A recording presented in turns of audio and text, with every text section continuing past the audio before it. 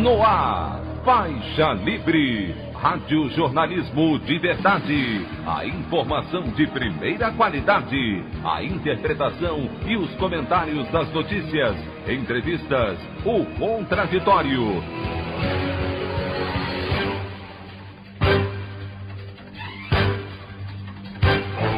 Tudo para aproximar você cada vez mais da realidade do Brasil e do mundo. Apresentação: Anderson Gomes. Embaixada da China responde à ofensa de Eduardo Bolsonaro e filho do presidente cria nova crise diplomática com nosso principal parceiro comercial. Rio de Janeiro atravessa nova crise no fornecimento de água, com falta de insumo e reclamações de odor e gosto no efluente.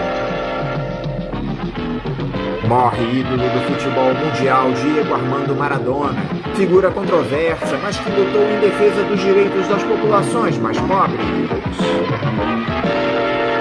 Essas e outras notícias na edição desta quinta-feira, 26 de novembro do ano de 2020 do programa Faixa Livre.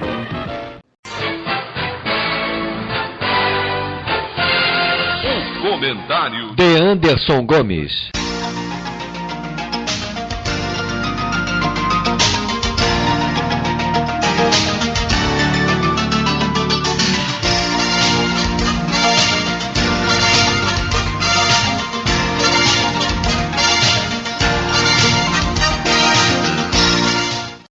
Bom dia, ouvintes. A ignorância e inconsequência da família Bolsonaro tem tudo para levar o Brasil ao isolamento absoluto no cenário mundial. O alinhamento ao derrotado Donald Trump, guiado por uma retórica ideologizada torpe, produziu um novo absurdo protagonizado pelo filho do presidente, o deputado federal Eduardo Bolsonaro. O Bananinha atacou mais uma vez a China nas redes sociais na última segunda-feira, dizendo que o governo brasileiro declarou apoio a uma, abre aspas, aliança global para um 5G seguro sem espionagem da China, fecha aspas. Nessa que é uma disputa travada entre os asiáticos e os Estados Unidos pelo domínio da tecnologia no mundo. A reação da embaixada chinesa aqui no Brasil foi imediata, afirmando que as acusações de Eduardo Bolsonaro são infundadas e solapam a relação entre os dois países. Vale lembrar que a China é a nossa principal parceira comercial. Os representantes chineses lembraram também que as palavras do parlamentar seguem, abre aspas, os ditames dos Estados Unidos de abusar do conceito de segurança nacional para caluniar, fecha aspas, classificando como inaceitável esse tipo de postura e que ela pode ter consequências caso mantida. Como eu já disse antes, esse não foi o primeiro episódio onde o filho do ex-capitão do Exército atacou a China, mas a dura nota da embaixada em repúdio acendeu o sinal de alerta no Palácio do Planalto. Questionado a respeito do caso, o ministro das Comunicações, Fábio Faria, preferiu não responder e pediu para que os jornalistas ligassem para o Eduardo. A falta de noção do 03 pode fazer com que o Brasil entre em guerra diplomática com uma das maiores potências mundiais, às vésperas do fim da era Trump nos Estados Unidos, que afiançava a família do presidente a tomar toda e qualquer tipo de atitude defendida pela ala ideológica do bolsonarismo. Ainda que o filho de Bolsonaro tenha apagado a mensagem, os prejuízos para nós já estão dados. Até quando vamos sofrer com retaliações de parceiros comerciais históricos por conta da insanidade bolsonarista? Nós reafirmamos aqui quase que diariamente que está mais do que na hora de os partidos da dita esquerda tomarem uma atitude firme antes que o Brasil deixe de ser apenas um pária internacional e passe a ser uma mera colônia dos Estados Unidos. A opinião do Faixa Livre. Bandeirantes, Bandeirantes, Bandeirantes, 1360. Estamos apresentando Faixa Livre. Voltamos a apresentar Faixa Livre.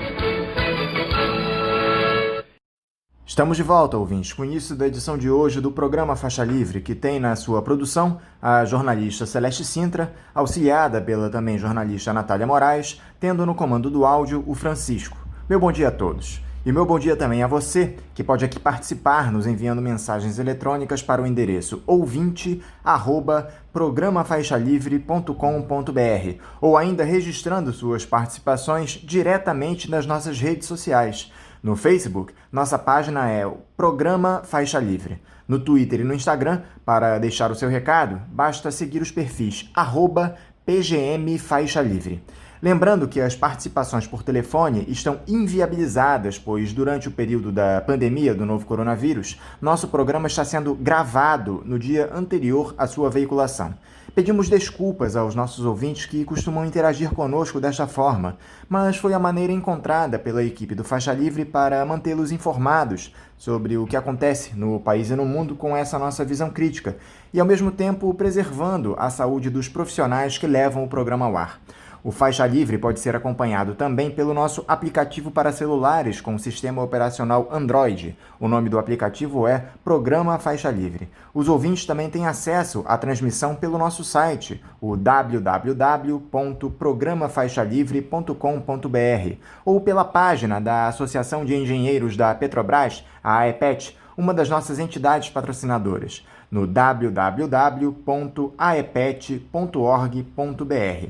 Para quem perdeu alguma das edições ou quer ouvir novamente o Faixa Livre, os áudios das entrevistas e editoriais estão disponíveis no nosso podcast, nos aplicativos Spotify, Deezer e Castbox. E dando início às nossas entrevistas, eu cumprimento o escritor e professor aposentado de História do Instituto Federal de Educação, Ciência e Tecnologia de São Paulo, o IFSP, Valério Arcari. Valério Arcari, bom dia! Bom dia a todos, bom dia aos ouvintes do Faixa Livre. É uma satisfação estar hoje aqui com vocês. Valério, muito obrigado por você dialogar conosco aqui no Faixa Livre. Valério, o nosso país segue atravessado por uma crise sem precedentes que tem como principal artífice o presidente Jair Bolsonaro. Antes de nós falarmos a respeito das eleições municipais, especialmente da surpreendente campanha de Guilherme Boulos na capital paulista, eu gostaria que você analisasse a situação do nosso país, Valério. Como é que você tem visto esse governo que deixou um estado quase inteiro sem energia elétrica por 3 semanas, que nega diante do mundo sua responsabilidade pelo desmatamento das nossas florestas, que diz que não há racismo no Brasil após um negro ser morto por 2 seguranças brancos em um supermercado, na véspera do Dia da Consciência Negra? Bom, estamos em dias intensos e ainda comovidos pela perda de Diego Maradona. Então, algumas breves considerações. O governo Bolsonaro representa uma regressão histórica. O que está acontecendo no Amapá é uma experiência quase em laboratório da tragédia nacional que foi o ano de 2020. O governo Bolsonaro foi absolutamente incapaz de ter o protagonismo responsável diante do impacto de uma pandemia sem precedentes que já ceifou mais de 170 mil vidas no Brasil, e assistimos ao avanço da tragédia, que é a expansão da fronteira agrícola, impulsionada pelo agronegócio, com os incêndios no Pantanal e a continuação do desmatamento da Amazônia, mas assistimos também à degradação social do país com a expansão do desemprego, ainda que o auxílio de emergência tenha, durante os últimos meses, atenuado o aumento da pobreza.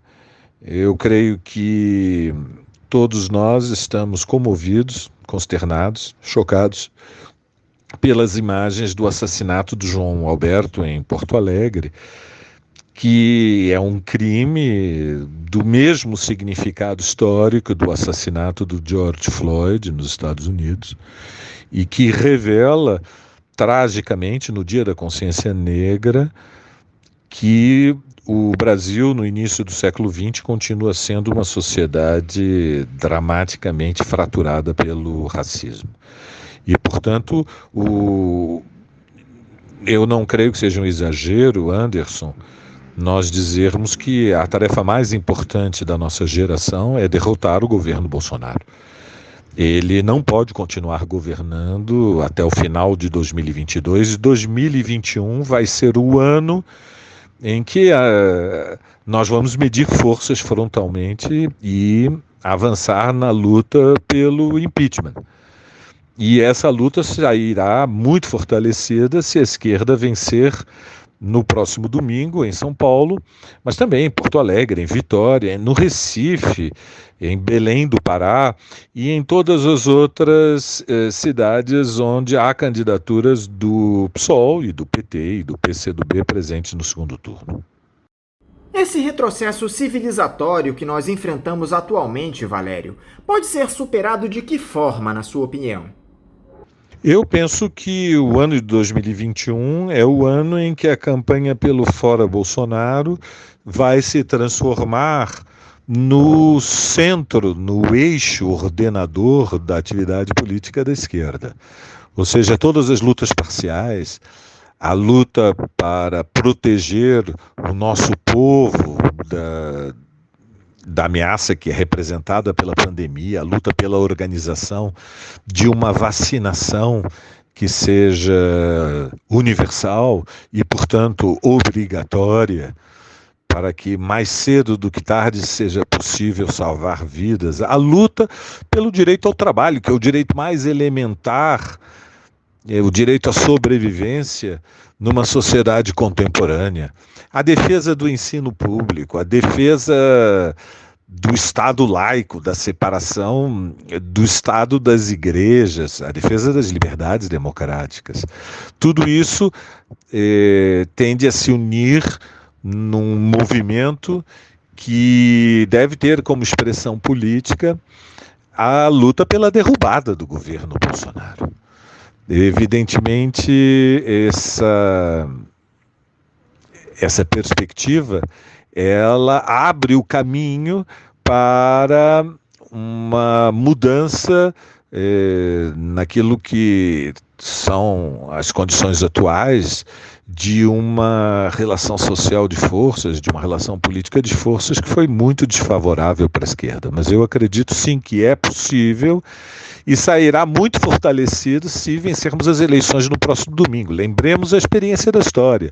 A campanha das diretas, o momento em que medimos forças frontalmente com o governo Figueiredo, só foi agigantada depois da eleição de Montoro em São Paulo, de Tancredo em Minas e do Brizola no Rio de Janeiro.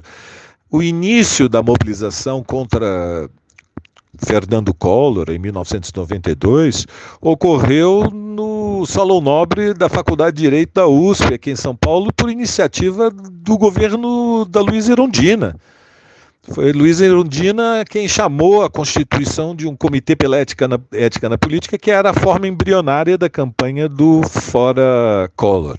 E o Fora Bolsonaro, ele sairá muito fortalecido se Guilherme Boulos, se Marília Reis, se Manuela Dávila, se Edmilson Rodrigues, se João Coser e tantos outros forem eleitos no próximo domingo.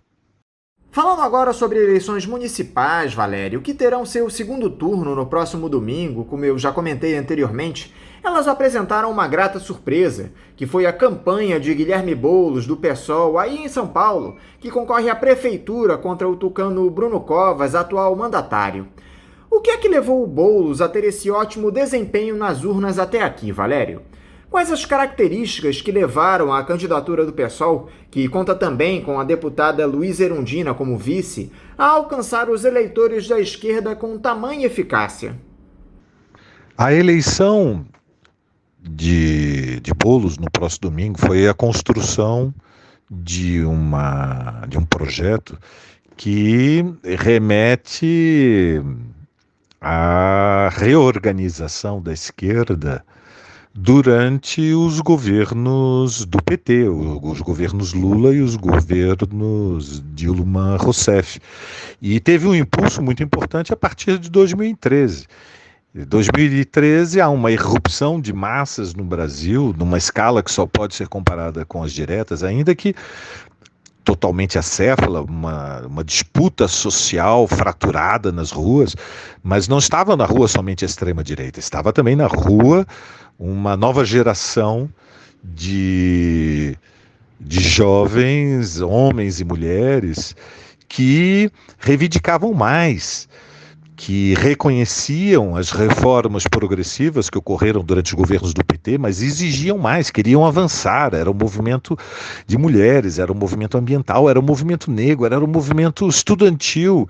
Eram trabalhadores assalariados com uma escolaridade mais alta. E o impulso de 2013 fortaleceu o MTST e permitiu uma convergência do MTST com o PSOL em torno de uma linha que era oposição de esquerda ao governo Dilma, mas que compreendeu que a partir do final de 2015 estava em curso uma articulação subversiva, golpista, porque a classe dominante se unificou em torno do apoio ao Eduardo Cunha e uma maioria reacionária no Congresso Nacional que construíram um golpe legitimado pelo Supremo Tribunal Federal e que resultou na posse do governo Temer.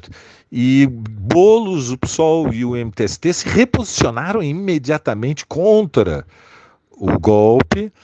E isso permitiu o embrião de uma frente única de esquerda que depois se expressou na resistência ao governo Michel Temer, na luta pelo fora Temer, e que teve continuidade na defesa dos direitos democráticos de Lula, a campanha Lula Livre, e na construção de um campo de luta popular que resiste ao avanço da extrema-direita desde a eleição de Jair Bolsonaro. Evidentemente, é essa acumulação política que explica a passagem de Guilherme Boulos para o segundo turno, porque tem uma legitimidade a sua candidatura como a expressão desta confluência dos movimentos sociais com as formas de organização mais tradicionais da classe trabalhadora no Brasil. E durante a campanha eleitoral, a apresentação de um programa que é a expressão das reivindicações populares, que sinaliza que a solidariedade deve prevalecer sobre a cobiça e a avareza, que a justiça deve prevalecer contra o egoísmo e o privilégio, que o público deve prevalecer sobre o privado. Conseguiu colocar em movimento milhares e milhares de ativistas e incendiar a imaginação de uma geração jovem de que outra vida é possível. E quando ocorre, meus caros, esta revolução mental na cabeça de milhões de pessoas, nós temos uma mudança naquilo que os especialistas chamam a psicologia social das massas. Evidentemente, a campanha eleitoral é o momento no qual, através da agitação e propaganda, com habilidade, utilizando as redes sociais, foi possível potencializar uma audiência política, porque só tínhamos 17 segundos no primeiro turno na televisão, e estamos também nos apoiando numa verdadeira num verdadeiro deslocamento das placas tectônicas da sociedade depois do assassinato do João Alberto na semana passada em Porto Alegre. E com um tempo de televisão mais igualitário, com os 5 minutos que temos no horário nobre, tem sido possível neutralizar todas as campanhas que têm como objetivo aterrorizar a população de um perigo apocalíptico se a esquerda voltasse a ganhar a Prefeitura de São Paulo. Na verdade, estamos sinalizando que a esperança pode vencer o ódio e que é possível pensar em outra cidade e em outro Brasil. E, evidentemente, é imprevisível o que vai ser o resultado das urnas, mas ainda que não tenhamos uma vitória eleitoral, creio que podemos dizer que a campanha de Boulos já é uma gigantesca vitória política. Uma das coisas que chamam a atenção, Valério, é que o Guilherme Boulos, em São Paulo, conseguiu o que nenhum outro líder de centro-esquerda alcançou nos últimos anos: unir o campo progressista em torno de uma candidatura. Já apareceram na campanha do líder do MTST, o ex-presidente Lula, do PT, o ex-governador do Ceará, Ciro Gomes, do PDT, a ex-ministra Marina Silva, da Rede, e o governador do Maranhão, Flávio Dino, do PCdoB. O PSB também já anunciou apoio ao candidato do PSOL. Como o Guilherme Boulos conseguiu essa proeza, Valério? Eu estou feliz, eu creio que todos estamos satisfeitos com o fato de que a defesa da candidatura de Boulos de Luiz Erundina tem atraído o apoio do PT e do PCdoB, como seria previsível no campo da esquerda, mas também de lideranças como a do Ciro Gomes ou da Marina Silva. Creio que é muito positivo e se explica fundamentalmente por aquilo que poderíamos chamar a síndrome de Paris, ou seja, Ciro Gomes cometeu um erro dramático e imperdoável em 2018, quando, de fato, ao sair do país, se posicionou pela neutralidade e está pagando preço por isso. Vejamos o resultado do segundo turno, mas o mais provável é que o campo articulado por Ciro Gomes nos últimos 2 anos, com o PSB, com o Cidadania, com o Partido Verde, ele foi derrotado em São Paulo, com Márcio França sucumbiu, foi derrotado no Rio de Janeiro, Marta Rocha sucumbiu, e há grande possibilidade da Marília Reis vencer em Pernambuco, e, portanto, o Ciro Gomes e o PDT têm que defender com unhas e dentes as suas posições em Fortaleza. É positivo que tenha ocorrido esse deslocamento, mas nós devemos observar criticamente o que foi a evolução deste campo construído em torno da liderança de Ciro Gomes, que é pré-candidatíssimo às eleições presidenciais de 2022 e que saiu enfraquecido das urnas no primeiro turno de 2020. Alguns representantes da esquerda, Valério, afirmaram que Guilherme Boulos teria conquistado viabilidade eleitoral por ter assumido uma retórica mais paz e amor, deixando seus discursos mais incisivos contra o capital hegemônico de lado. Você concorda com essa análise? Não existe um Boulos paz e amor. O que está ocorrendo neste segundo turno é uma ofensiva brutal, uma campanha de Bruno Covas, com o apoio de toda a direita na cidade, para assustar o povo da cidade de São Paulo, apresentando a candidatura de Guilherme e de Luiz Erundina como o final dos tempos, como uma ameaça à segurança pública, uma ameaça à propriedade privada. Nós estamos assistindo uma campanha, eu diria, de terrorismo político, associando a vitória de Boulos à ideia de que haverá um governo ditatorial em São Paulo, estão agitando que São Paulo vai se transformar numa nova Venezuela, numa nova Cuba, e diante deste contexto que cabe a uma candidatura de esquerda como a do Guilherme, desmontar, driblar esta ofensiva reacionária para tranquilizar os trabalhadores que um governo de esquerda é um governo que se apoia na vontade da maioria, na auto-organização popular, que pretende ampliar as liberdades, expandir a democracia para além do que são as decisões fechadas dentro da Câmara Municipal, e insistir que faremos reforma, mas apoiados na vontade, na mobilização, na organização democrática dos trabalhadores, da juventude, das mulheres, dos negros e do povo. A candidatura de Boulos, ela assume com responsabilidade, maturidade, tranquilidade, o desafio de se vencer as eleições e iniciar um tempo de transformações sociais profundas na cidade. Nós já podemos dizer que o Boulos é atualmente o principal nome do espectro político ideológico de esquerda no nosso país, Valério. Eu te pergunto isso deixando de lado o ex-presidente Lula, porque eu o considero um político de centro-esquerda. O Boulos tem condições de assumir o protagonismo no campo progressista, na sua opinião? Seria ele o principal nome a se opor ao bolsonarismo em 2022?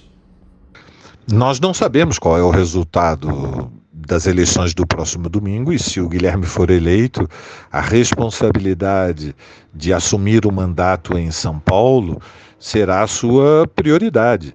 E se eventualmente vencermos, Guilherme não será candidato à presidência da República em 2022.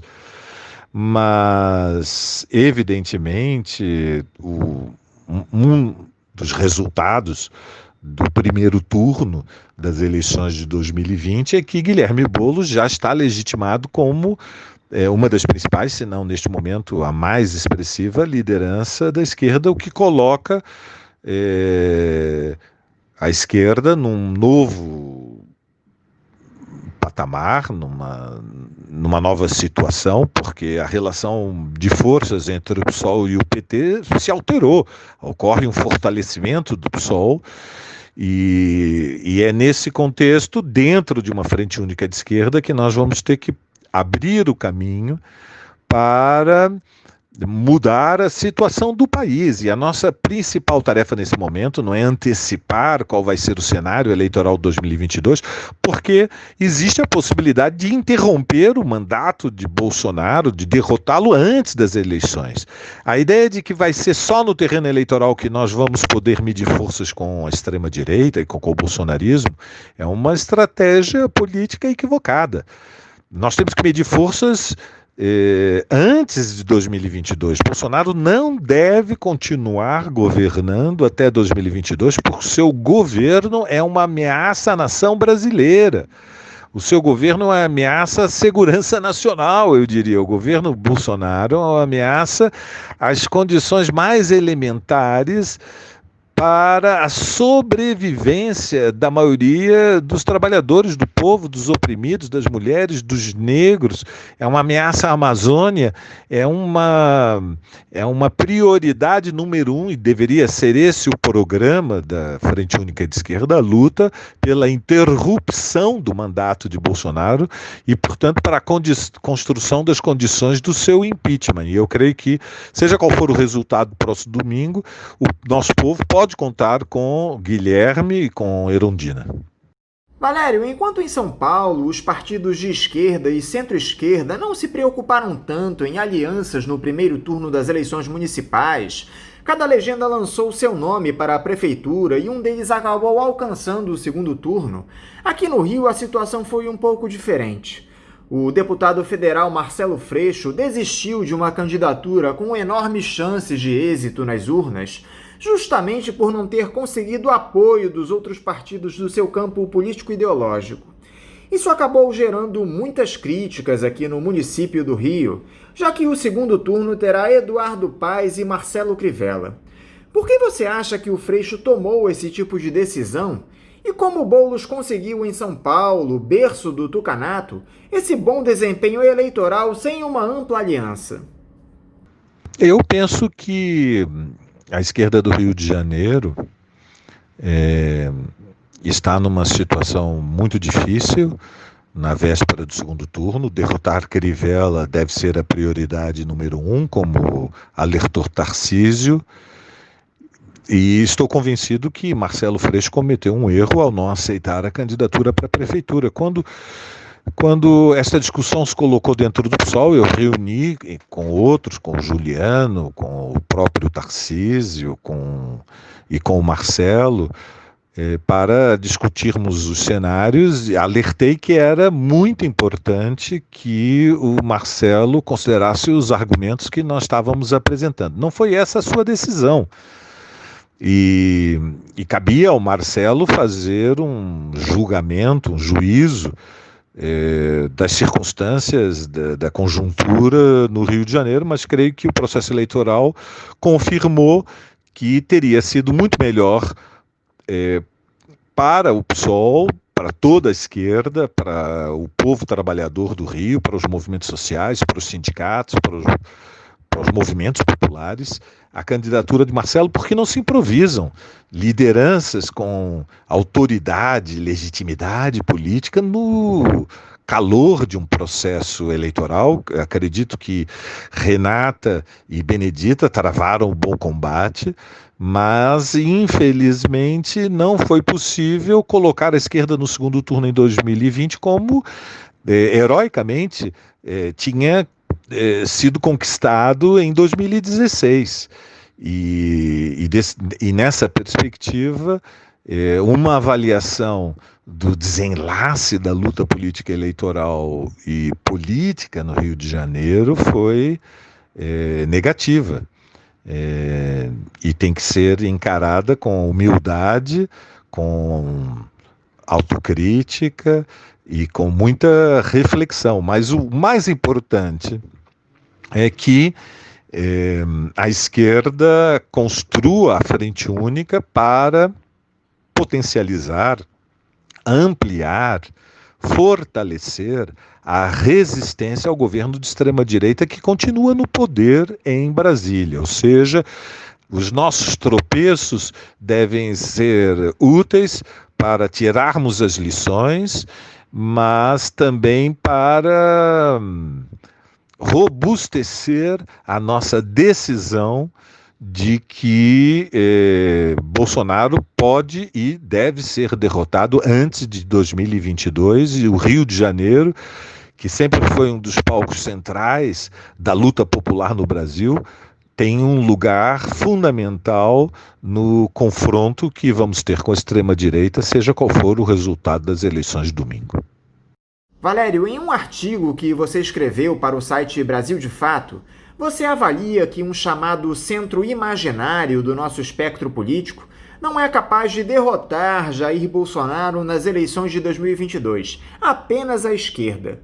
Eu gostaria que você explicasse os motivos para essa sua crença, Valério, e dissesse também que esquerda é essa que pode superar o ex-capitão do Exército.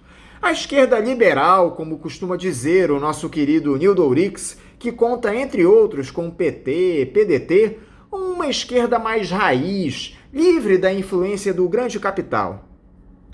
Eu penso, meu caro, que existe uma operação política que tem como estratégia legitimar a existência de dois centros políticos. Um centro-direita, que seria o bloco liderado, presumidamente, pelo PSDB, porque o mais provável é que João Dória seja, de fato, a liderança desse campo, embora se movimente o Sérgio Moro e se movimente o Luciano Huck e outros.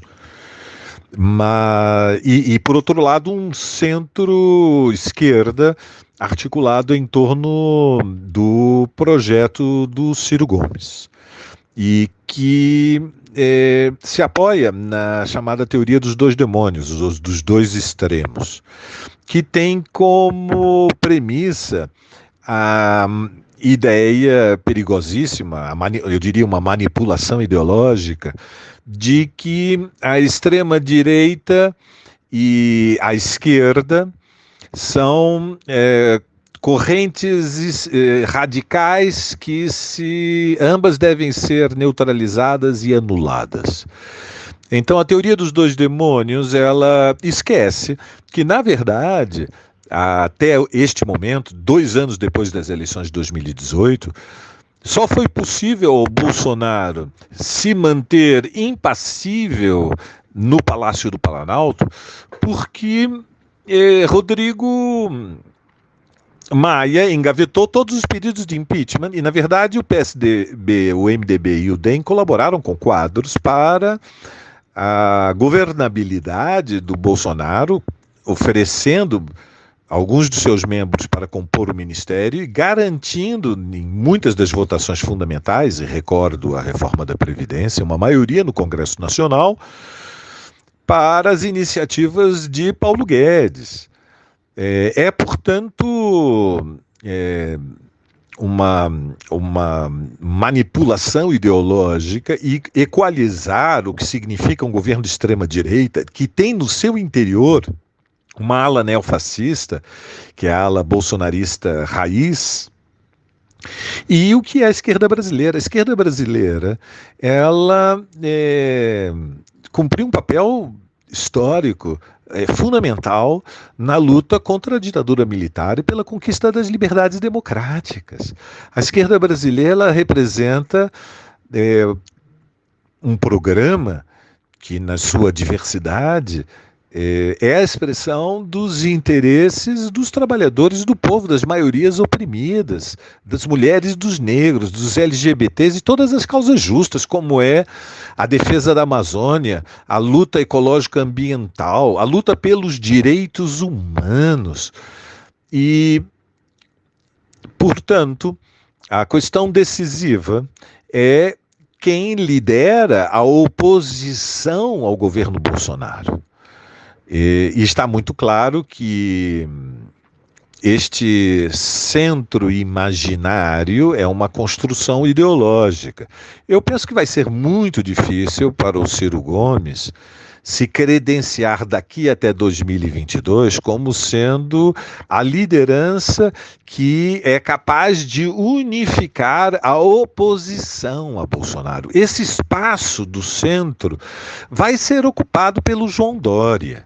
E, por outro lado, Bolsonaro, se não for derrubado até 2022, entra no processo eleitoral como um candidato fortíssimo para a reeleição. E é muito perigoso nós aceitarmos a imposição de que o calendário eleitoral é inviolável e que mesmo o governo de extrema-direita, só porque naquelas condições extraordinárias de 2018 venceu as eleições, é intocável. Nenhum governo é intocável. E, portanto, é parte do exercício das lutas das liberdades democráticas a luta pela interrupção do governo Bolsonaro. E isso exige, em primeiro lugar, uma frente única de esquerda que tenha a capacidade de incendiar a imaginação da nova geração de que outra vida é possível, outro Brasil é possível, e não precisamos esperar 2022. E construir nessa dinâmica a unidade de nação com todos quiserem. Oxalá o Ciro se una a nós na luta pela derrubada do governo Bolsonaro, mas isso é um desafio que ainda está por ser respondido pela história. Eu creio que nós podemos pensar que depois desta página triste da nossa história, que foi a eleição da extrema-direita em 2018, nós podemos ter a alegria de olhar a perspectiva para além de Bolsonaro como sendo uma nova oportunidade para a esquerda chegar ao poder. Um governo de esquerda deve ser a estratégia de todos os partidos de esquerda. Mas um governo de esquerda que aprenda as lições, que retire conclusões, que tenha uma percepção crítica de quais foram os limites dos governos do PT. E este tema não é um tema secundário, porque, como sabemos, a maioria da direção do PT não fez uma avaliação autocrítica dos seus erros. E tudo isto vai ter que ser colocado na mesa quando pensamos uma saída estratégica para o Brasil. Para encerrar, Valério, o que é que essas eleições municipais deixam como legado? O que é que elas nos mostram em um momento tão complicado na nossa história? Dá para projetar 2022 a partir desse processo eleitoral? Eu não creio que seja possível, neste momento, meus amigos, nós fazermos projeções para 2022 com tanta antecipação, né? No Brasil, nós temos dificuldade de fazer prognósticos sérios para os próximos 3 meses. Nós realmente não temos, neste momento, condições de prever como será a vacinação no país. Só para citar uma das tarefas centrais que estão colocadas para os próximos meses. Então, é muito difícil nós termos previsões para o que será 2022. O que nós podemos concluir através de uma leitura lúcida do processo eleitoral de 2020 é que está em curso um processo lento, porém irreversível, de desgaste do governo Bolsonaro. Aumenta a rejeição ao governo Bolsonaro, ela é mais acelerada nas grandes cidades. Evidentemente, há um Brasil profundo, há um Brasil de milhares e milhares de pequenas vilas, que são municípios muito pequenos, onde prevalece uma associação indivisível entre a riqueza e o poder. E nesse Brasil profundo ocorreu um fortalecimento do Centrão, que é hoje, entre as 4 alas que compõem o governo Bolsonaro, aquela que garante a governabilidade. O fortalecimento do Centrão no Brasil profundo é o que oferece uma maioria no Congresso Nacional para o governo Bolsonaro, mas é uma ilusão de ótica olhar o resultado de 2020 e valorizar unicamente o crescimento do Centrão. O fato extraordinário, surpreendente, espetacular do processo eleitoral, evidentemente, foi que, diferente de 2016, a esquerda recuperou posições, conseguiu chegar ao segundo turno em algumas das cidades mais importantes do país, em particular a cidade de São Paulo, com a candidatura do Guilherme e da Luísa Erundina. A presença de Boulos no segundo turno em São Paulo é uma sinalização de que há uma potência nos novos movimentos sociais. Há uma nova geração de lutadores, de militantes que estão organizados no movimento de mulheres e no movimento negro, nos movimentos ambientais, nos movimentos por direitos humanos, mas também nos sindicatos, também na classe operária. Há uma fermentação política que indica que uma acumulação de forças vem se desenvolvendo e abre a perspectiva de que a esquerda possa ser de novo grande protagonista na luta política no Brasil. Evidentemente, o PSOL sai fortalecido como partido, mas o PT recuperou, mantém posições, eu diria, com um viés de recuperação, e uma frente única de esquerda terá autoridade em 2021 para ser um polo de organização da resistência ao governo da extrema-direita. Eu estou convencido que nós vamos assistir em 2021 a grandes combates. Será um ano decisivo para a definição dos destinos do país. Derrotar a extrema-direita não será simples, e existirá uma luta, e toda luta, o seu desenlace é imprevisível enquanto ela não se decide, mas as perspectivas são mais animadoras. Evidentemente, nós devemos encarar o processo de 2020 como um laboratório político de que é possível nós imaginarmos uma saída para o país que seja construída a partir do deslocamento do governo Bolsonaro. Valério Arcari, muito obrigado por você dialogar novamente conosco aqui no Faixa Livre. Eu te desejo um ótimo dia de trabalho e mando também um abraço. Bom, muito obrigado pelo convite, pelo Faixa Livre, que continua sendo uma tribuna excepcional para que as ideias da esquerda possam se expressar. Eu creio que nós todos estamos com uma enorme ansiedade para o desenlace dessa luta política que vai se concluir no próximo domingo. Então, eu me despeço de vocês, confiante de que no próximo domingo, seja qual for o resultado, será um momento chave da acumulação de forças da esquerda brasileira. Eu fico feliz, evidentemente, pelo fortalecimento do PSOL. Não sei se aqui em São Paulo, com o Guilherme, com o Luiz, ou em Belém do Pará, com o Edmilson, nós vamos ter ou não uma vitória eleitoral, mas já tivemos uma vitória política imensa. E fico feliz de vermos que a esquerda brasileira, neste momento decisivo, se unificou. O PSOL apoia os candidatos do PT e do PCdoB no segundo turno em todo o país. E recebemos também com imensa alegria o apoio do PT e do PCdoB às nossas candidaturas. Eu creio que isso sinaliza que estaremos firmes na luta decisiva, que é a luta contra o que o Bolsonaro e a extrema-direita representam.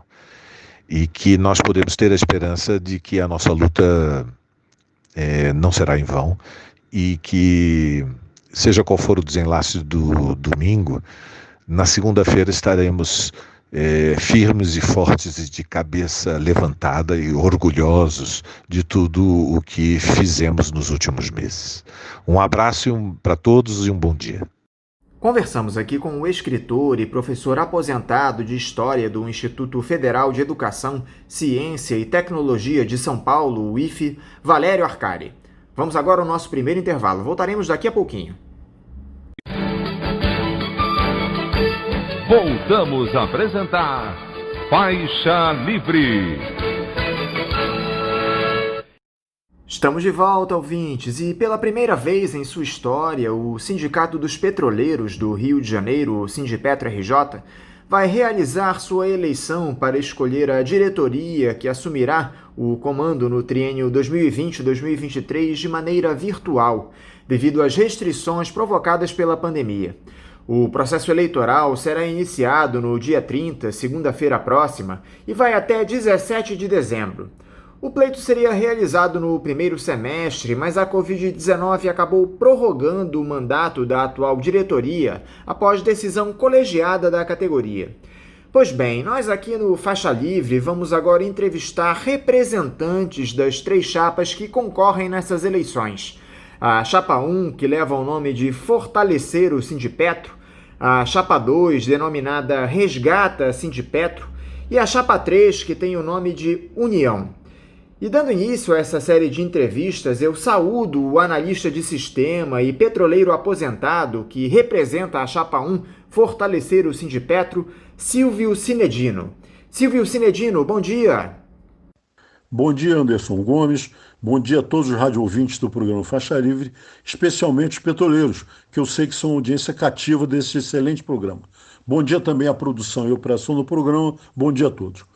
Como você bem disse, Anderson, a pandemia trouxe uma série de dificuldades à sociedade.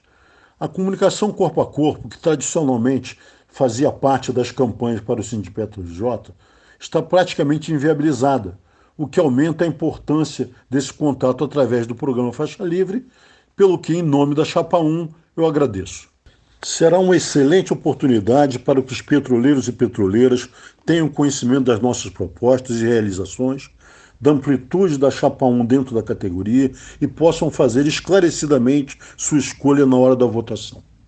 É importante frisar que a Chapa 1 pode falar em realizações, e não só em propostas abstratas, porque representa a maior parte da atual diretoria, sendo então a maior responsável pelos seus acertos e possíveis erros. Silvio, muito obrigado por você estar aqui conosco no Faixa Livre. Silvio, nós atravessamos um momento muito complicado da história do país, com o governo federal atuando na tentativa de entregar o maior patrimônio do povo brasileiro, que é a Petrobras, em meio a essa crise de saúde que está colocada com a pandemia do novo coronavírus. Neste cenário, as eleições para a escolha da nova diretoria do Sindicato dos Petroleiros do Rio de Janeiro passam a ter uma importância ainda maior. Antes de nós entrarmos nos temas práticos, Silvio, eu gostaria de ouvir o diagnóstico da Chapa 1 para esse momento que a categoria dos petroleiros atravessa no nosso país. A Petrobras está sendo esquartejada e seus pedaços vendidos a preço de banana, irresponsavelmente. Atacam os trabalhadores ativos e aposentados covardemente, em plena pandemia, no ACT, na AMS, na Petros e onde mais puderem, para garantir a vida boa dos grandes acionistas. Entendendo que o que nos espera são planos de cassação de direitos e dilapidação do patrimônio do povo brasileiro, ter como centro de nossa gestão o enfrentamento com aqueles que identificamos como os atuais responsáveis.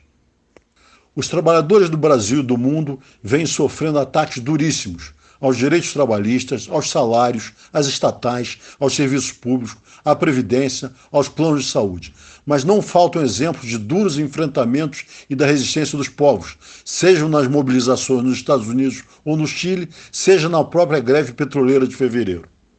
Assim defenderemos a luta contra a privatização e em defesa dos direitos como centro da nossa intervenção. Fora Bolsonaro, Mourão, Guedes, Castelo Branco e Cláudio da Costa. Em defesa da Petrobras, da Petros, da MS, da Petrobras 100% estatal e indutora do desenvolvimento nacional. Quais os principais problemas que vocês da Chapa 1 observam no Sindipetro e como é que eles devem ser enfrentados, Silvio? Quais as iniciativas que vocês pretendem implementar para a superação dos dilemas atuais no sindicato? Houve importantes avanços, mas, obviamente, muito ainda a ser feito. Esta gestão do Sindipetro RJ, integrando a direção da FNP, mostrou consciência da importância da unidade ao se unir à grande greve petroleira de fevereiro de 2020 e tentou construir a unidade da categoria com chamados a mesas únicas nas negociações de ACT e um comando unificado de greve, sem nunca virar as costas para os trabalhadores nem puxar o tapete nos momentos chaves de enfrentamento. É preciso, neste próximo período, ter um perfil ainda mais agregador, sempre em diálogo com a base e os movimentos sociais, pois esta é a forma como vamos conseguir ser mais efetivos na luta contra esse governo e sua política de ataques e privatização. A gestão atual mostrou capacidade de se adaptar a situações novas para garantir a luta dos trabalhadores. Quando a empresa iniciou uma máquina de assédio e pressão nas assembleias de 2019, o sindicato soube se adaptar e instituir o voto secreto, realizou as maiores assembleias da história e soube enfrentar a invasão da hierarquia nos fóruns dos trabalhadores, além de buscar, com pouco tempo e recursos limitados, dar condições para um debate prévio à votação. Quando a pandemia de Covid-19 se espalhou pelo mundo, o sindicato conseguiu, através de parcerias com a Fiocruz e outros, bem como através de ações judiciais, pressionar a empresa a adotar medidas de proteção aos trabalhadores, como a adoção de testes nas entradas dos locais com trabalho presencial, além de ter impedido a redução compulsória de jornada e salários e o corte de remuneração para os trabalhadores de turno. Não só isso, obteve na Justiça vitórias em relação à notificação de casos para o sindicato, sobre aviso parcial, entre outros.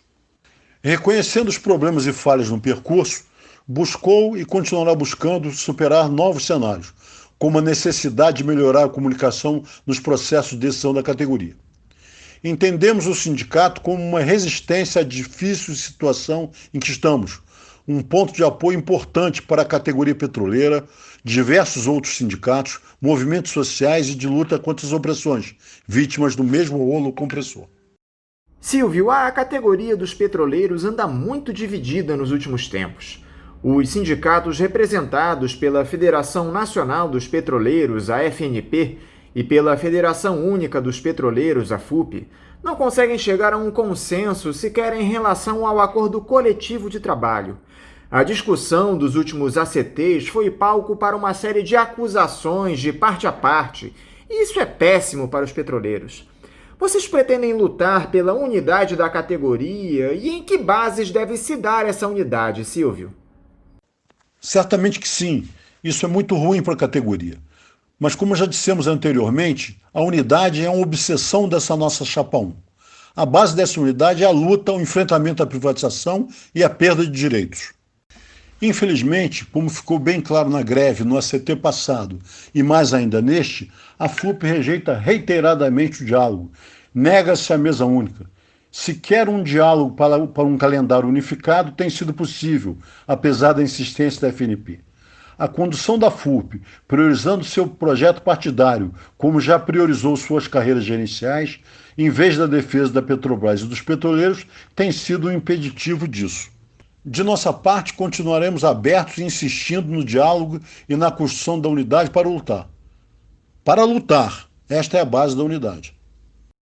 A respeito justamente desse ACT, Silvio, como é que vocês da Chapa 1 observam a negociação realizada com a Petrobras esse ano? O que precisaria ser alterado no acordo coletivo para atender aos anseios da categoria? Com referência ainda à pergunta anterior, este é um dos exemplos da falta de unidade, que no caso não pôde ser construída porque a FUP indicou a assinatura sem nenhuma mobilização, entregou o jogo no primeiro tempo e ainda foi de braços dados com a companhia para cima da categoria fazer terrorismo. A categoria tem sido atacada nos últimos ACTs. E neste, a Petrobras agiu cirurgicamente para detonar com o plano de saúde dos petroleiros, impor uma sobretaxação absurda e principalmente aqueles que mais precisam e menos têm condições, que são os aposentados. Uma tabela Robin Hood ao contrário. Este era um ponto fundamental que jamais poderia ter sido entregue. E como se estabelecer um enfrentamento a esse processo de entrega do Estado Nacional que está colocado no nosso país no governo de Jair Bolsonaro, Silvio? Com esse dito programa de desinvestimento da Petrobras, que nada mais é do que um processo de privatização fatiada da maior empresa brasileira. Como é que vocês analisam esse cenário e o que pode ser feito para se combater essa retórica entreguista? Certamente com a construção de um movimento de resistência nacional e entre todas as categorias, todos os sindicatos, movimentos sociais, centrais, etc. Justamente a questão da unidade que já comentamos. No nosso caso, é fundamental fortalecer o Sindicato TJ e por isso estamos na Chapa 1. Uma chapa de ampla representatividade, que de antemão já conta com mais de 700 apoiadores, está presente em 14 diferentes bases do nosso sindicato. As demais chapas representam abrir caminho para nossos inimigos, seja pela fragilidade e estreiteza de sua composição numérica, espacial e política, seja pelo que representa do já superado e rejeitado pela categoria no Rio de Janeiro, seja por ter no interior de cada uma candidato que inclusive defende o atual governo. Então, se é necessário e vital unirmos os trabalhadores para a sua própria defesa, como votar em chapas com defensores do atual governo? Silvio, muito obrigado por você estar aqui conosco no Faixa Livre. Eu quero desejar sorte à Chapa 1 nessas eleições lá do Sindipetro. Quero te desejar um ótimo dia de trabalho e um forte abraço. Anderson, conforme já disse na minha introdução, quero agradecer em nome da Chapa 1 ao programa Faixa Livre por esta oportunidade de expor um pouco da nossa chapa e de seus propósitos. Em uma época de tanta dificuldade para o contato pessoal, foi muito importante termos conversado brevemente com a categoria petroleira para mostrar por que a Chapa 1 merece o seu voto. Tenho certeza que a composição ampla da Chapa 1, a militância já comprovada de grande parte de seus membros e sua capacidade de atrair novos companheiros e companheiras para esta luta permitirá que o Sindicato TJ se fortaleça e mais uma vez lidere a unidade necessária dos trabalhadores para a sua própria defesa, a da Petrobras e, em última instância, a defesa da soberania nacional tão vilipendiada pelos últimos governos. Para mais informações sobre a Chapa 1, vá para www.facebook.com/fortalecer o Sindicato TJ. Muito obrigado a todos, muito bom dia. Conversamos aqui com um analista de sistemas e petroleiro aposentado representando a Chapa 1 nas eleições do Sindipetro a fortalecer o Sindipetro, Silvio Cinedino. Nós no programa demos 20 minutos para que cada chapa pudesse apresentar as suas propostas, mas o próprio Silvio disse que a Chapa 1 abriu mão de ocupar todo o espaço que nós oferecemos, ressaltando que pôde passar as principais propostas da Chapa 1 em pouco mais de 10 minutos. É bom a gente fazer essa observação para que não haja nenhum tipo de insinuação de favorecimento do faixa livre a determinada chapa nessas eleições. E eu mais uma vez retomo a leitura dos inúmeros recados de vocês ouvintes que estão aqui em minhas mãos. O Ricardo Félix, lá de Interlagos, em São Paulo, pelo YouTube, diz: "É sempre bom ouvir o Gilberto Marengoni. Boa tarde a todos." Esse é um recado aqui ainda do mês passado. Muito obrigado, Ricardo, pelo teu recado. Espero que você esteja ouvindo o programa hoje. Também no YouTube, o Guilherme Parisi Pazeto diz: "A ideologia anarquista comunista cria pensadores de uma nota só. É como uma criatura que engole todas as cores, todos os gostos, para transformar tudo numa massa única, de luta pelo poder político. Escolas ensinam isso, sindicatos existem para isso. As pessoas só são compreendidas nessa ótica, mas, na verdade, diferente, escolas existem para ensinar tudo o que existe, sindicatos existem para defender os trabalhadores de uma categoria. Ora, esse tipo de pensamento cria um grande escuro na mente, impede a criatividade e mata a liberdade dentro do próprio pensar. Atinge até a moral, que passa a ser regulada por uma dualidade entre capital e proletário." Tá aí a crítica do Guilherme. Muito obrigado, então, Guilherme, pelo teu recado. O Carlos Cordeiro diz: "Lanço a sugestão de usar um lacinho preto em sinal de luto durante as eleições." Muito bem observado, Carlos. Infelizmente, esse processo eleitoral não vai nos trazer boas coisas, pelo menos aqui no Rio de Janeiro. Te agradeço muito o recado, meu amigo. O André, nosso ouvinte histórico lá do Morro da Formiga, diz: "Bom dia, família Faixa Livre. Alguns personagens são um exemplo perfeito daquilo que é a maioria das nossas ditas esquerdas e demais progressistas. Muita retórica que nada constrói de concreto, relevante e legitimado junto ao nosso povo. Uma teoria que não se encaixa na prática do que tem minimamente realizado enquanto relevante e comprovadamente eficaz. São os impostores de marca maior." Tá aí o André, mais uma crítica à nossa dita esquerda no Brasil. Eu te agradeço, André, pelo recado. No Facebook, o Jorge Pérez Costa: "Nildo é fundamental." Ele elogia a entrevista que nós fizemos com o professor Nildo Ourix. Já a Ângela Martins, agora no YouTube, ela diz: "Sempre que ouço o professor Nildo Ourix, luzes se acendem." Ângela, eu vou passar o teu recado aqui para as mãos do Nildo Ourix, tá bom? Muito obrigado. A Mirtes Cohen diz: "Bom dia, o Brasil, todo ele é terra indígena. Assim como as privatizações, o agronegócio faz mal ao Brasil." Muito bem lembrado, Mirtes. Esse processo de entrega do Estado Nacional, o agronegócio, todo esse pessoal quer acabar com as conquistas do povo brasileiro, não é, Mirtes? Te agradeço o teu recado. O Renato Por Deus elogia também aqui o Nildo Ourix, diz: "Nildo Ourix, excelente, o cara." A Tita Ferreira aqui no YouTube diz: "O Bolsonaro não é ex-capitão, ele é ex-tenente. Ao ir para a reserva, ele ganhou uma patente. É um capitão da reserva sem nunca ter sido um capitão na vida. Melhor seria se referir a ele como ex-tenente." Tita, muito obrigado pelo seu alerta. Eu vou passar aqui a me policiar a respeito disso, tá bom? Te agradeço demais. No Facebook, a Maria Aparecida, lá de Ribeirão Preto, em São Paulo, nos manda um bom dia. Bom dia também a você, Maria. Espero que você esteja nos ouvindo hoje. A Ana Amélia Lins Cavalcante, na entrevista com o professor Ademar Mineiro, ela diz: "Gostaria de saber qual é o blog que ele se referiu para ler a entrevista citada." Então, Ana, o blog onde o professor Ademar Mineiro escreve é o terapiapolitica.com.br. Você lá pode ter acesso a todos os artigos que ele escreve, tá bom? Obrigado pela tua mensagem. O André, novamente, lá do Morro da Formiga: "Bom dia, família Faixa Livre. Aproveitando a minha prerrogativa de ouvinte histórico, sigo lamentando até que fatos novos me provem o contrário, a disponibilização de nosso exíguo e valioso espaço do programa para gente que muito diagnostica e nada propõe e constrói de relevante e legitimado junto à população. Novos entrevistados e mais voz e vez aos ouvintes certamente oxigenariam o nosso faixa. Parabéns pela resistência histórica de nossa trincheira radiofônica." André, muito obrigado pelos seus elogios e eu peço aqui a vocês ouvintes que nos enviem sugestões de entrevistados, de pautas. Nós aqui acolhemos as sugestões de vocês, então mais uma vez eu peço que vocês sugiram aqui as entrevistas para que eu passe as mãos da Celeste Sintra, tá bom? O Ivan Antero, lá pelo YouTube, manda um bom dia aqui para todos da equipe do Faixa Livre, direto de Fonseca, em Niterói. Um bom dia para você também, Ivan. Nós temos aqui alguns elogios ao programa onde nós tivemos o Nildo Urix, o Rogério Rocco e a Marise Guarani. O Rafael Avelino diz: boa noite, só pude parar para ver agora, mas esse programa deve estar sensacional. O Ricardo Félix: mais um excelente programa, muito obrigado a vocês.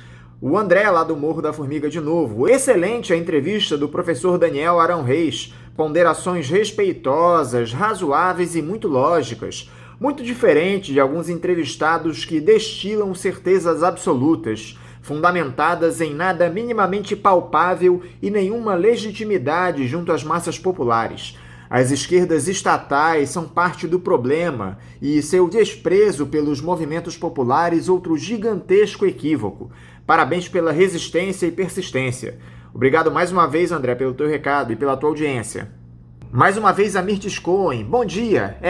A opinião é a mesma minha sobre Lula-Ciro. Como disse, nem o PT é dos trabalhadores e nem o PDT é o de Brizola. Infelizmente, Mirtes, essa é que é a realidade. A gente comentou a respeito disso recentemente aqui no programa. Essas legendas que se dizem progressistas passaram a defender abertamente o grande capital no nosso Brasil, não é, Mirtes? O trabalhador brasileiro foi deixado completamente de lado por esse pessoal, infelizmente. Muito obrigado pelo teu recado, Mirtes. O Nori Oliveira: bom dia, sou de Coelho da Rocha, São João de Meriti. Acompanho este programa agora pelo YouTube, antes pelo rádio de pilha, nota 1000. Muito obrigado, Nori, pela sua audiência, pelo seu recado. Que bom que você está conseguindo acompanhar o Faixa Livre pelo nosso YouTube. O Fábio Antifascista Ecopessoal, lá no Facebook: não podemos cair na farsa da dívida pública. Não há rombo na Previdência Social, não há rombo na dívida pública. Evidente que por causa da pandemia ela aumentou, mas já se dizia que ela causava um rombo nas contas públicas antes da pandemia. É a velha ladainha dos gastos públicos excessivos, especialmente das estatais e das universidades. A direita faz um cálculo mentiroso para forçar apoio popular para as privatizações, venda de imóveis públicos, reforma administrativa que force demissões e cobrança de mensalidades nas universidades. É a velha farsa para aumentar lucro da burguesia ao adquirirem as empresas lucrativas do setor público, cortando recursos humanos e terceirizando o setor público. O Fábio envia aqui um recado extenso, mas você tem toda a razão, Fábio. O grande problema no Brasil é essa malfadada dívida pública. É mais do que urgente uma auditoria para confirmar o verdadeiro rombo dessa dívida, não é isso, Fábio? Muito obrigado mais uma vez pelo teu recado. Lembrando a todos os ouvintes que queiram entrar em contato conosco no Faixa Livre que podem enviar seus recados pelas redes sociais, no Facebook, Twitter e Instagram, pelo nosso canal no YouTube, que é o Faixa Livre, pelo nosso site, o www.programafaixalivre.com.br, ou pelo e-mail, que é o ouvinte@programafaixalivre.com.br. Vamos agora a um novo intervalo. Voltaremos já já. Voltamos a apresentar Faixa Livre.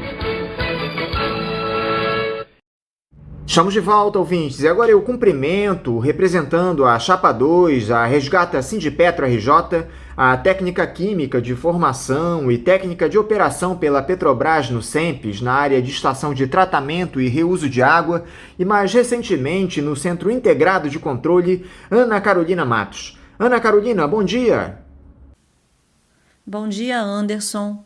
Bom dia, ouvintes do programa Faixa Livre. Agradeço a oportunidade e quero dizer que é uma grande satisfação para mim estar aqui com vocês hoje, representando a Chapa 2, Resgata Sindipetro. Ana, muito obrigado por você estar aqui conosco no Faixa Livre. Ana, a situação do Brasil não anda nada fácil nos últimos tempos e para os petroleiros o cenário não é muito diferente. Temos um governo central incapaz de dar respostas aos principais problemas do país, que quer entregar a Petrobras de mão beijada ao capital internacional, o que faz com que a eleição para a escolha da diretoria no próximo triênio do Sindipetro ganhe uma relevância ainda maior. Como é que vocês da Chapa 2 diagnosticam a realidade atual dos petroleiros no Brasil, Ana? O atual momento é bastante preocupante para a categoria petroleira e para a sociedade brasileira e exige muita atenção e ação conjunta. O governo está promovendo um verdadeiro fatiamento das empresas públicas e adotando um processo de privatização por partes. Somos absolutamente contra a privatização das empresas públicas, pois atentam contra o desenvolvimento nacional e a geração de empregos e renda, tão necessários nesses tempos de pandemia em que vivemos. Nós temos o compromisso de trabalhar contra a privatização que vem ocorrendo na Petrobras desde o nosso primeiro dia de mandato, buscando a integração e o fortalecimento dos movimentos de defesa das empresas e do serviço público. A proposta é construir a unidade dos trabalhadores na luta contra a entrega do nosso patrimônio. Vamos buscar a unidade dos petroleiros e construir fortes mobilizações contra essas privatizações. A nossa luta é também por uma política de preços que sejam justos para os combustíveis, que garanta, ao mesmo tempo, os recursos necessários para os investimentos que a empresa precisa fazer e preços menores e mais estáveis para os consumidores. Somos contra a internacionalização dos preços da Petrobras, que vem sendo adotada atualmente, principalmente no que se refere ao gás de cozinha, ao diesel e à gasolina, que provocam não só danos diretos para o trabalhador, mas efeito cascata para toda a população. Além disso, em nosso entendimento, tanto o governo Temer quanto o desgoverno atual aprovaram e vêm propondo uma série de reformas que se limitam a reduzir os direitos dos trabalhadores da ativa e aposentados. Assim foi nas reformas trabalhistas, da Previdência e está presente também nas propostas de reforma administrativa e tributária. A lógica tem sido sempre a mesma: reduzir os direitos dos trabalhadores e transferir recursos para o capital, que ainda não conseguiu se recuperar da grande crise de 2008, a crise capitalista. A classe trabalhadora é uma só. Assim, não é diferente na categoria petroleira. Perdas salariais, ataques na MS e a Petros, punições arbitrárias, demissões, banco de horas, flexibilização de regime e sobreexploração com o trabalho remoto em tempos de pandemia. Com essas reformas, tentam enfraquecer os sindicatos e impor unilateralmente perdas para os petroleiros. Lutaremos por manter direitos já conquistados e pela recuperação das perdas passadas. E os principais problemas que afetam o Sindipetro atualmente, Ana? Quais seriam esses dilemas e que iniciativas a Chapa 2 pretende implementar para superá-los? Quando o PSTU assumiu, o Sindipetro RJ virou praticamente um aparelho do Conlutas e do próprio partido. Como se não se preocupassem com a soberania nacional, o PSTU acabou com a Agência Petroleira de Notícias, que era o maior veículo de comunicação do país a serviço da campanha O Petróleo Tem Que Ser Nosso. Eles tiraram do ar uma página com mais de 10 anos de história. 10 anos de história da categoria petroleira e da conjuntura política nacional e também internacional. Todo sindicato que eles entram, eles aparelham e usam a máquina em benefício do próprio partido e da sua central, a Conlutas. Esse modelo de gestão afastou a categoria petroleira do Rio de Janeiro do sindicato. Para se ter uma ideia, há hoje na base do estado do Rio de Janeiro mais de 18 mil profissionais na ativa e 15 mil aposentados. O Sindipetro RJ, no entanto, conta com apenas cerca de 1.700 funcionários ativos e 4.300 inativos sindicalizados. Isso acontece porque a atual gestão do sindicato, que é liderada pelo PSTU, não atua em sintonia com a agenda e as demandas da categoria petroleira. Precisamos reverter o pior índice de sindicalização do Brasil para sermos o maior sindicato unificado de petroleiros do país. Precisamos resgatar o nosso Sindipetro RJ antes que seja tarde e devolver para os petroleiros e petroleiras do Rio de Janeiro. Para isso, temos propostas concretas de melhoria e maior integração a partir de uma gestão voltada para todos os petroleiros do Rio de Janeiro, sejam os que estão na operação de plataformas, no administrativo e também os aposentados e pensionistas. A nossa chapa Resgata Sindipetro traz para o processo eleitoral deste ano uma agenda que contempla questões relacionadas à saúde e segurança, teletrabalho e jornada de trabalho, defesa da AMS e da Petros, oferta de benefícios aos afiliados, além da ativação de uma secretaria voltada para os trabalhadores terceirizados e do setor privado do petróleo. É por isso que eu peço para vocês o voto na chapa 2, Resgata Sindipetro. Avise aos petroleiros e petroleiras sindicalizados. A eleição será do dia 30 de novembro ao dia 17 de dezembro. Algo que está colocado e não é segredo para ninguém, Ana, é esse racha que há entre os petroleiros, que acabou de alguma forma afetando a negociação do acordo coletivo de trabalho desse ano com a Petrobras. Os sindicatos ligados à FNP e à FUP não chegaram a um efetivo consenso. Houve uma série de dissidências nesse processo. Como vocês da Chapa 2 pretendem unir novamente a categoria, Ana? O que pode ser feito para que os petroleiros voltem a dialogar, superando a divisão que está colocada? Anderson, nós entendemos que esse diálogo e união são possíveis, desde que tenhamos uma agenda que de fato atenda às demandas de todos os petroleiros. Nesse contexto, a nossa chapa, Resgata Sindipetro, propõe a construção, primeiro, da unidade dos 3 sindicatos do Estado do Rio de Janeiro, incluindo o Sindipetro Norte Fluminense e o de Caxias também. Estamos liderando esse debate e as iniciativas sobre a necessidade de unificação entre os representantes dos trabalhadores na luta contra os verdadeiros inimigos dos petroleiros, que hoje estão presentes na Petrobras por meio da atual direção da empresa.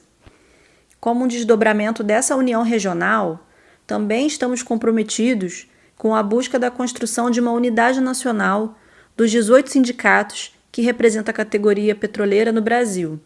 Só assim conseguiremos fortalecer as nossas pautas e a nossa luta. Em relação ao ACT negociado esse ano com a Petrobras, Ana, vocês da Chapa 2 acham que esse foi o melhor formato de acordo para a categoria? O que é que pode ser aprimorado para os próximos anos? Anderson, não foi o ACT ideal, nem o desejado, mas foi o ACT possível para aquele momento de negociação. A maior conquista desse ACT, sem dúvida, foi a estabilidade de emprego por 2 anos, em um momento em que nós sabemos que há uma política de desinvestimento e venda de ativos na condução da nossa empresa. Mas também há perdas ao longo dos anos, que precisam ser consideradas. Os petroleiros têm acumulado, de 2017 a 2020, 3,15% em perdas salariais. Os reajustes em 2017, 2019 e 2020 foram abaixo dos índices da inflação. Apenas em 2018 nós não tivemos perdas nem ganhos. Além disso, nós estamos sem PLR nos últimos anos, de 2019 e 2020. O programa foi substituído por outro tipo de remuneração variável, sem negociação com os sindicatos e com maior poder de escolha dos gerentes. A empresa criou um banco de horas e reduziu o valor das horas extras pagas em trabalhos e nos feriados. Além das mudanças no plano de cargos e salários, na redução do número de dirigentes sindicais liberados, no aumento da contribuição dos trabalhadores na AMS, na restrição ao programa de educação complementar aos trabalhadores e o fim da cláusula que garantia contratações e fundo garantidor contra o calote das empresas contratadas para com os terceirizados. Para enfrentarmos esse contexto com força e representatividade que nós tanto precisamos, entendemos que é fundamental uma maior união da categoria e articulação. Esse é o caminho mais assertivo e estratégico para buscar uma negociação que seja mais vantajosa para os trabalhadores e, quem sabe, dessa maneira, conseguir reverter as perdas que nós tivemos. Para terminar, Ana, essa gestão da Petrobras, liderada pelo Roberto Castello Branco, tem imposto uma série de prejuízos não só aos petroleiros, mas também à soberania nacional, vendendo ativos da Petrobras de maneira fracionada e entregando a nossa principal estatal. Como combater esse processo de privatização da companhia, Ana? O que é que vocês da Chapa 2 pensam a respeito disso? É importante destacar que essa questão tem um alinhamento não só da base petroleira, mas de toda a sociedade brasileira. 2 em cada 3 brasileiros, ou seja, 67% da população, se opõem a privatizações de uma forma geral. Apenas uma parcela ainda está iludida com a venda dessas empresas. Esses dados são de uma pesquisa divulgada pelo próprio Datafolha em 2019.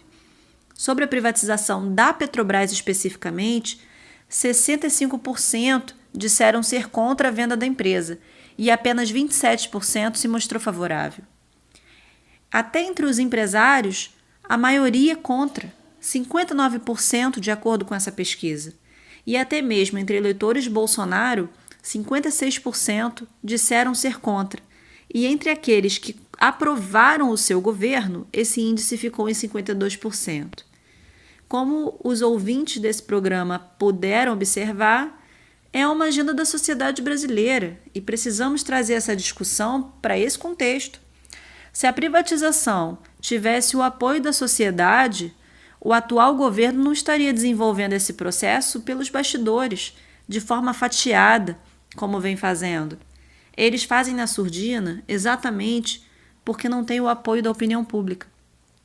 Para a categoria petroleira, o atual modelo de gestão da Petrobras, que adota uma política de desinvestimento, está resultando em desemprego, perda de renda e muitas perdas em direitos adquiridos que garantem a saúde e a segurança dos trabalhadores. Entre 2013 e 2018, por exemplo, a Petrobras perdeu 22.747 profissionais. Saiu de 86.108 profissionais próprios em 2013 para 63.361 em 2018. Para vocês terem uma noção, foi a maior queda no número de trabalhadores entre as grandes petroleiras do mundo. Em relação aos trabalhadores terceirizados, a curva reflete a atual política de empregos da Petrobras. Entre 2013 e 2019, quase 250 mil trabalhadores perderam seus empregos. Se considerarmos, Anderson, uma média de 4 pessoas por família, o impacto dessa política pode alcançar mais de 1 milhão de pessoas. Além disso, nós entendemos que a privatização das refinarias, por exemplo, pode eliminar o colchão utilizado em outras ocasiões para amortecer a diferença de preços internos e internacionais. Ou seja, essa política tem impacto direto no preço dos combustíveis e na economia nacional. Quem vai pagar essa conta é a população brasileira.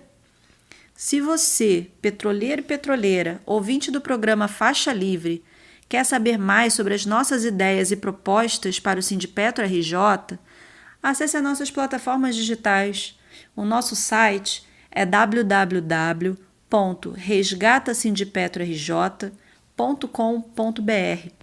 Nós também estamos presentes nas redes sociais, no Facebook, Twitter, LinkedIn, Instagram e YouTube.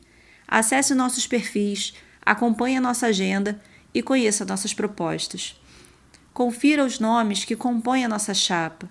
São petroleiros e petroleiras independentes e de diferentes grupos.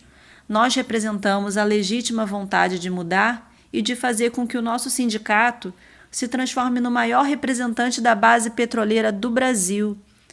Nós temos entre os nossos apoiadores e membros da chapa Arthur Ferrari, Rafael Barbosa, Edson Munhoz, Marise Ribeiro, Paulo de Tarso, que são apenas alguns dos 33 nomes que estão na Chapa 2.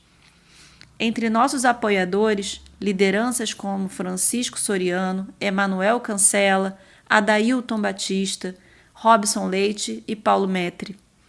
Lideranças que a categoria reconhece pela sua história, pelo que fizeram e fazem na defesa dos direitos dos trabalhadores.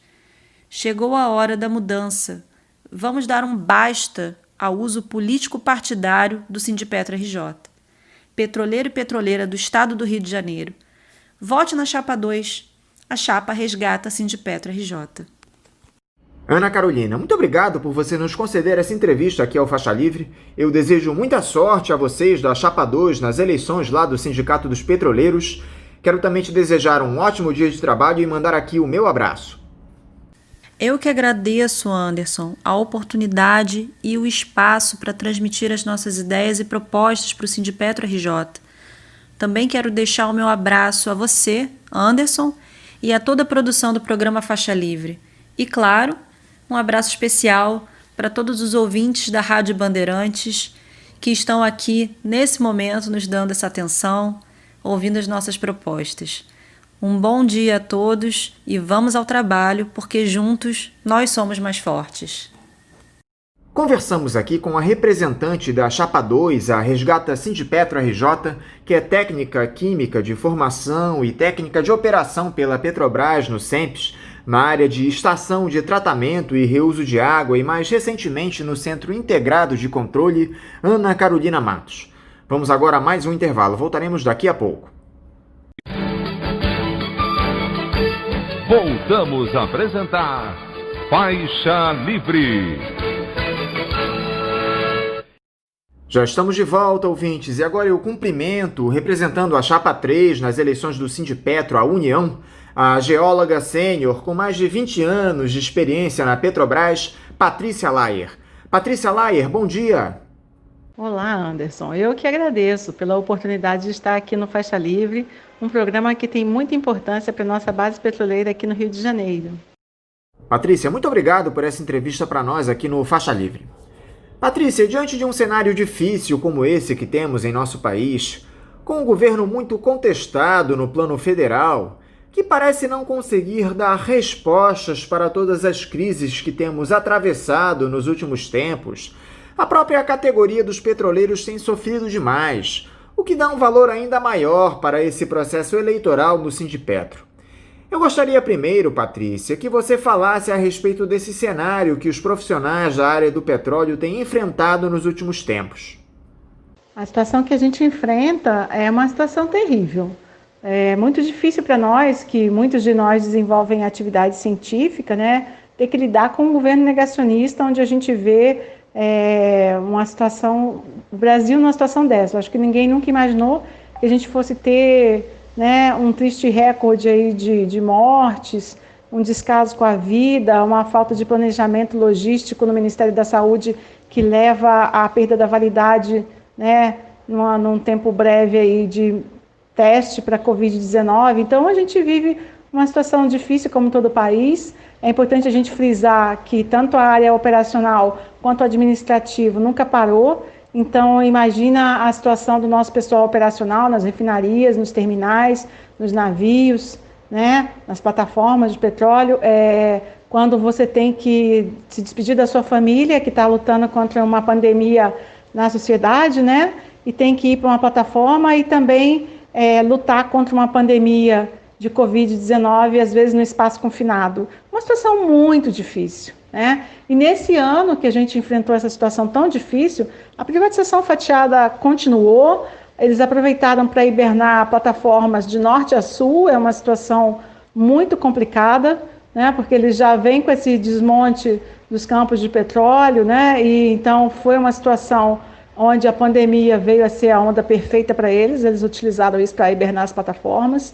E a gente tem, então, um ataque no nosso ACT, ao nosso plano de saúde, que foi o maior já visto, né? A gente, na verdade, o ataque ao plano de saúde começou com a tentativa de impor aos nossos aposentados e pensionistas a cobrança por boleto, e isso fracassou porque a gente ganhou na justiça, né?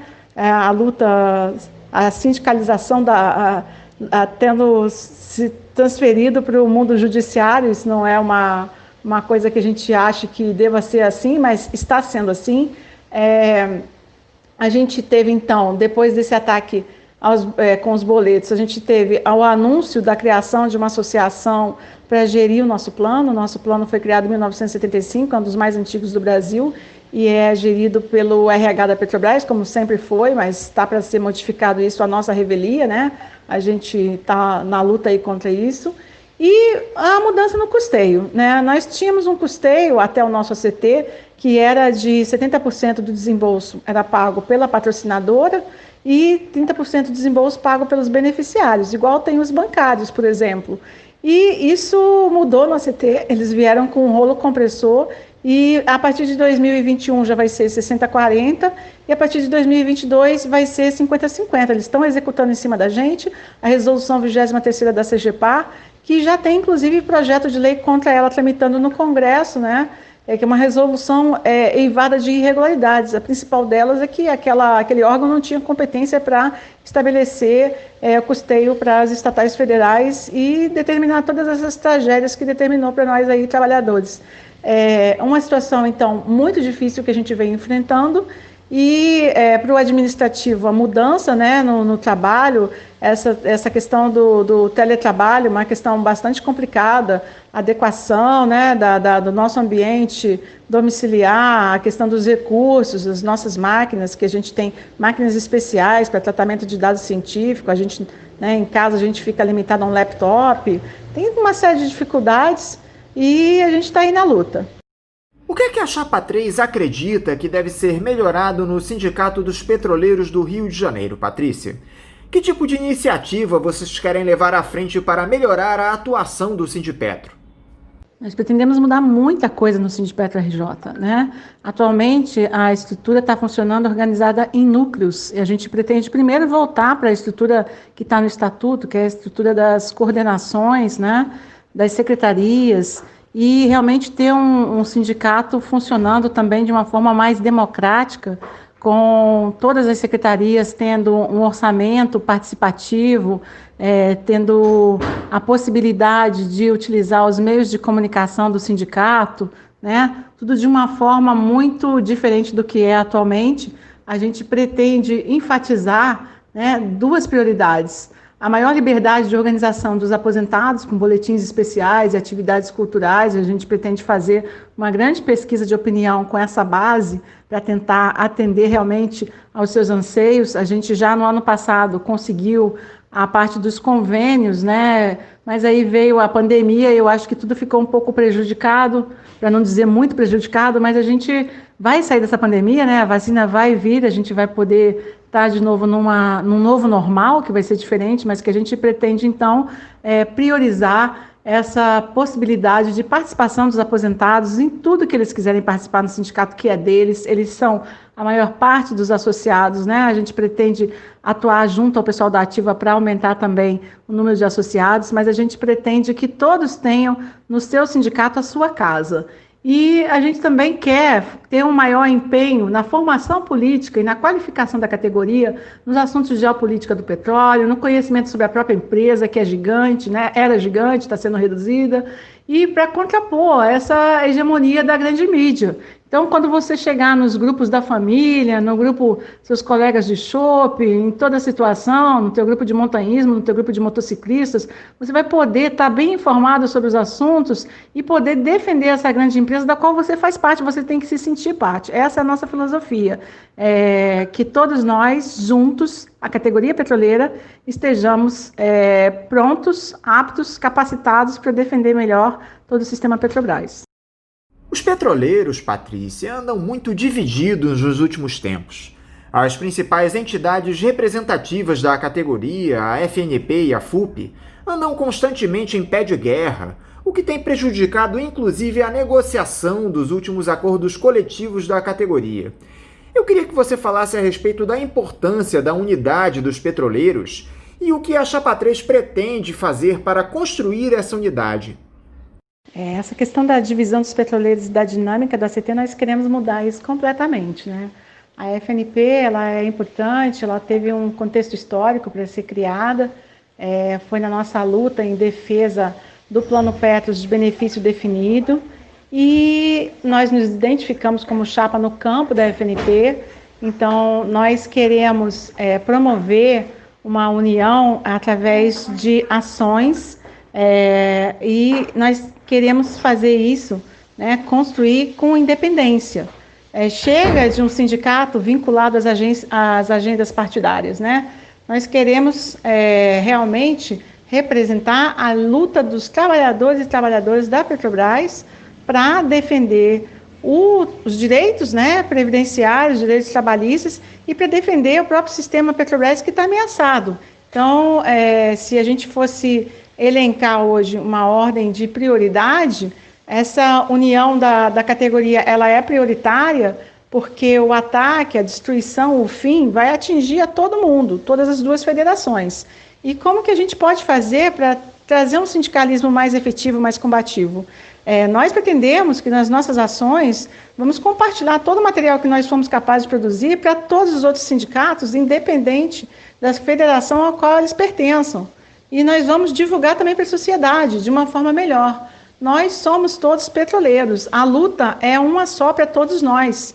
Nós estamos vendo a destruição do sistema Petrobras e os ataques aos nossos direitos, a perda de direitos, né? E o direito ao trabalho, o direito ao nosso posto de emprego, é esse aí que está indo pelo ralo. Então, a gente está num momento muito grave, onde a gente tem que atuar construindo um sindicalismo onde realmente sejam representados todos os petroleiros, né? Onde todas as pessoas se enxerguem naquele processo e compreendam também a importância de entrar nessa luta. Existe uma dificuldade de diálogo entre as federações, principalmente por disputas partidárias. Muitas vezes as demandas e as agendas da categoria são sequestradas pelos interesses dos partidos políticos. Nós buscaremos, com independência, favorecer o diálogo para o bem da categoria. A eleição está sendo disputadíssima, né? Nós temos aí a atual direção concorrendo pela chapa 1, um grupo concorrendo pela chapa 2, né? O Resgata, com participação da FUP, e nós temos aqui outra chapa, que somos nós, a chapa 3, e que ontem na FNP, nós temos pessoas que são membros da chapa que também são diretores da FNP, nós temos 3 diretores do Sindipetro RJ que também são na chapa, e nós fomos à FNP pedir apoio e tivemos o pedido negado. A FNP vai apoiar a chapa 1. Então, em outras eleições passadas, a FNP teria dado apoio para a chapa da oposição também. É uma situação muito ímpar essa que a gente está vivendo agora. E o que pode ser feito para melhorar os próximos ACTs da categoria em negociações futuras, Patrícia? O que a Chapa 3 defende no que diz respeito ao acordo coletivo de trabalho dos petroleiros? Nós pretendemos lutar pelo ganho real do salário dos petroleiros. A política de remuneração variável, ela exclui os aposentados e pensionistas e também não é computada para as futuras aposentadorias das pessoas que hoje estão na ativa. Então, o trabalhador da ativa de hoje, ele tem que ter consciência que ele é o aposentado de amanhã. Nós pretendemos nos antecipar no próximo ACT, nós teremos um ano inteiro, que é 2021, para nos prepararmos para o ACT de 2022, um ano de eleições presidenciais. Nesse período, nós vamos fazer uma revisão completa das perdas dos últimos ACTs, que foram imensas para os petroleiros, a partir de 2017 para cá, principalmente. Mas nós também vamos fazer um levantamento histórico de todos os direitos que foram conquistados para a categoria ao longo de décadas pela luta promovida pelo Sindipetro RJ desde a criação da entidade. Um fator-chave é aumentar a participação dos trabalhadores da ativa, aposentados e pensionistas no Sindipetro RJ. Pretendemos continuar a campanha de sindicalização permanente, uma das poucas coisas que conseguimos implementar como diretores da atual diretoria, da qual nós somos dissidentes. A baixa participação dos trabalhadores do RJ, ela é histórica quando comparada com outros sindipetros. A explicação para isso também está no fato da maioria dos trabalhadores do RJ serem trabalhadores do nível superior e regime administrativo, enquanto nos outros sindicatos, onde tem bastante participação da categoria, predominam o operacional e os regimes especiais. Nós temos que mudar, né, esse retrato. Como mudar isso? Conhecendo melhor a nossa própria base, compreendendo, né, os anseios e acolhendo esses anseios. O que as pessoas esperam do sindicato? Por que as pessoas fizeram um concurso Petrobras? O que elas esperam da Petrobras também? O que elas pretendem para a vida delas, né? Infelizmente, tem profissionais que estão na Petrobras que sonharam em construir uma carreira e construir um país, mas também tem profissionais que estão na Petrobras e utilizam a Petrobras apenas como um local de passagem, eles não têm um compromisso mais profundo com a empresa. Eu mesma já tive contato com uma palestrante que, após apresentar uma palestra para toda a minha equipe, eu saí conversando com ela e ela falou para mim que tinha entrado na Petrobras, que o plano dela inicial era ficar apenas alguns anos dentro da Petrobras e, posteriormente, fazer outra coisa. Mas veio a crise e ela foi ficando. Então, assim, são trabalhadores muito diversos que a gente tem na categoria e o primeiro passo é a gente conseguir conhecer esses trabalhadores para poder oferecer um sindicalismo mais efetivo, né? Um sindicato forte não é simplesmente aquele que tem uma diretoria bem preparada, né, e tem garra para lutar. É aquele onde tem uma base forte que ampara, né, essa diretoria, que vai ser o sustentáculo de tudo, né? No próximo ACT, a gente pretende, então, chegar com uma base mais forte, com um sindicato mais representativo dessa base, né, com mais pessoas sindicalizadas, e ter, então, a oportunidade de lutar para defender o sistema Petrobras e defender a recuperação, né, a reconquista dos direitos que foram perdidos nas negociações dos últimos ACTs. Essa vai ser a nossa luta, esse vai ser o nosso grande desafio. Para finalizar, Patrícia, como é que a Chapa 3 observa o que está sendo feito pela atual gestão da Petrobras, a cargo do Roberto Castelo Branco? Essa venda de ativos da empresa que tem sido feita pelo governo Bolsonaro traz algum tipo de vantagem para a Petrobras na visão da Chapa 3, Patrícia? Em 2015, nós tínhamos um sistema Petrobras que englobava todos os segmentos. Nós tínhamos exploração e produção, né, blocos e campos de petróleo e gás, refino, transporte, comercialização e petroquímica, gás e energia, que englobava também as fábricas de fertilizantes, e nós tínhamos a parte de distribuição de derivados de petróleo na Petrobras Distribuidora, ABR, e de gás liquefeito de petróleo na Liquigás. E, finalizando tudo, a gente tinha a participação nos renováveis, né, nos combustíveis renováveis, etanol e biodiesel, na Petrobras Biocombustível S.A. Qual a realidade hoje? A realidade hoje é a privatização fatiada da Petrobras, tá? Ela já ocorreu, não é uma coisa do futuro, é uma coisa do presente, né? É uma coisa, a gente já vive essa realidade terrível.